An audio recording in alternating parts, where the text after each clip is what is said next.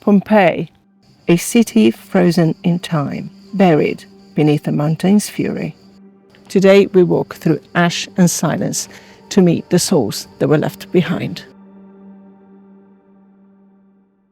The sheer scale of this is nothing like I have ever imagined.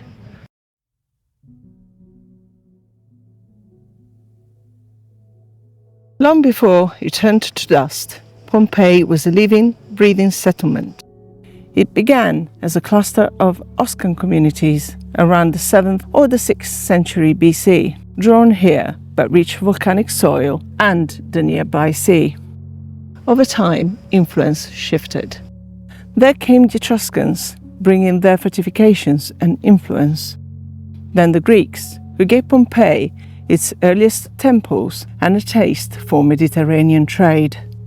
The Samnites took control in the 4th century BC and expanded the city's walls, streets, and infrastructure. But everything changed in 89 BC when Romans stormed the gates during the Social War.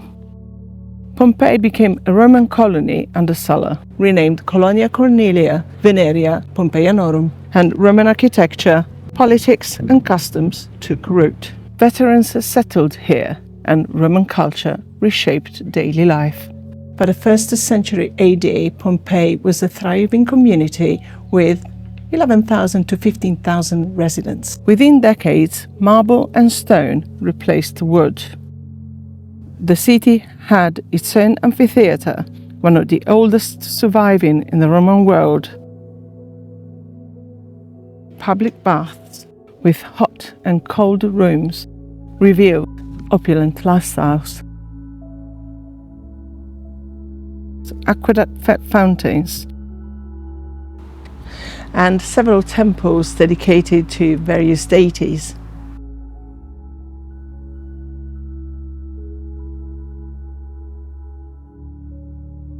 Pompeii was a working city. It hosted gladiators. It baked bread with 31 bakeries scattered throughout Pompeii. This was Vico de Panettiere, Baker's Row.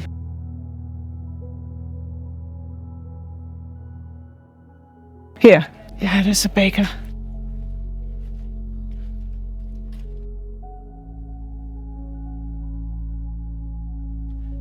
I can't believe that none of this was spared.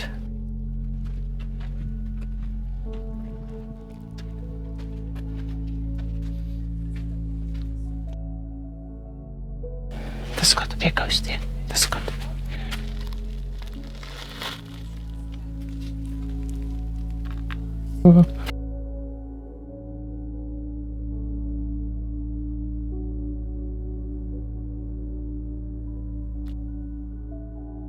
This is like a labyrinth. It's lesser numbers, very difficult to find the right route.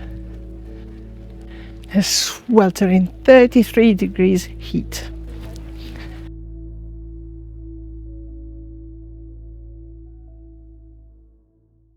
The city boasted workshops and taverns. Tavern. It even had a city lupana and a couple of men of ill repute. You can tell from a couple of dodgy images scattered around town. Wealthy citizens built villas with lavish mosaics and gardens, while freedmen ran successful businesses. Life here was vibrant, colourful, chaotic, and full of contrast. Now this is pretty iconic, isn't it? You know what these are? You know zebra crossings? So the Romans built the roads. This was for the carts to cross. And this is how the zebra crossing came to be.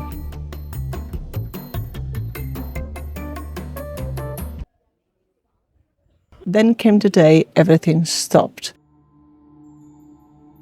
In the summer, or perhaps autumn of 79 AD, Mount Vesuvius roared back to life. Ash and stone rained down for hours, Roofs buckled, panic set in, and then the real terror, a torrent of superheated gas and ash that swept through the city, ending everything. In a matter of hours, Pompeii vanished beneath the ash. For centuries, the city was forgotten.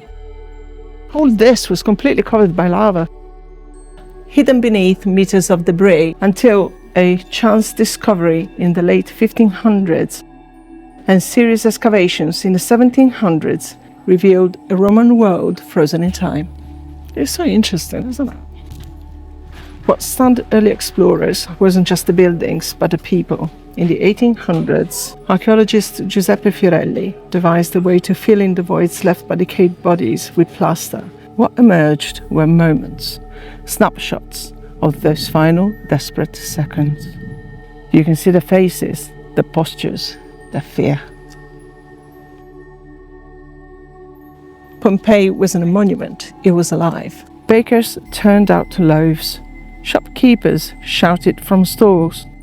Pompeii's walls are covered with graffiti that announce political candidates, local gossip, and more. Homes across all social classes feature elegant art, illustrating myth and daily life.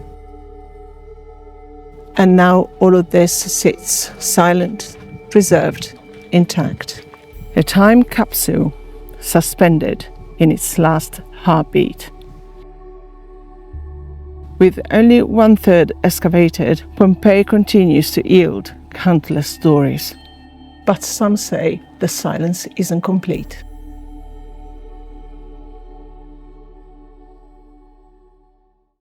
Visitors report strange feelings.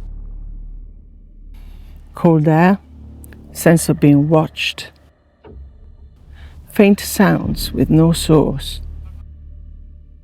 One tale speaks of a Roman soldier still patrolling the stone streets in full armor before vanishing in moonlight. Others claim to hear marching footsteps or crying in empty buildings.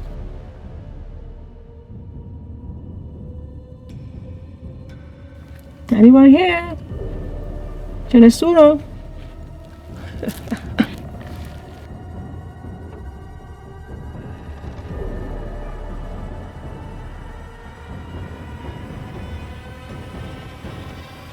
Because, yeah.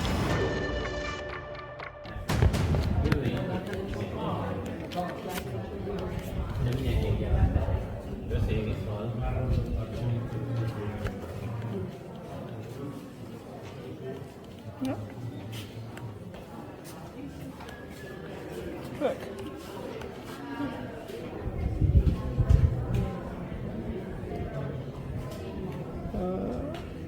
Is it gonna flip again?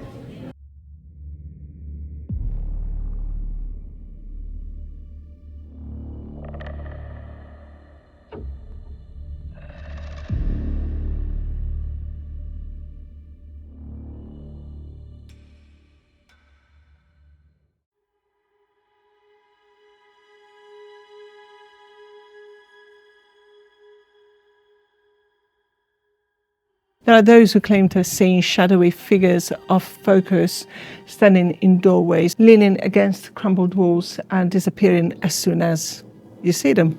And then, of course, there are the cursors. Those who take in stones or relics from the site have been said to have been victims of terrible curses that have lost for 10, 15 years. Illnesses, accidents, until the items are returned. Apparently it's a thing, because in the museum there are hundreds of these items that have been returned, asking for forgiveness and for the fortune to be restored. Superstition? Maybe. Oh, look at this.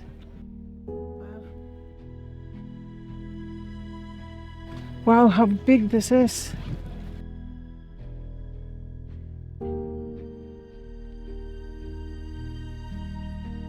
That's quite a view, isn't it?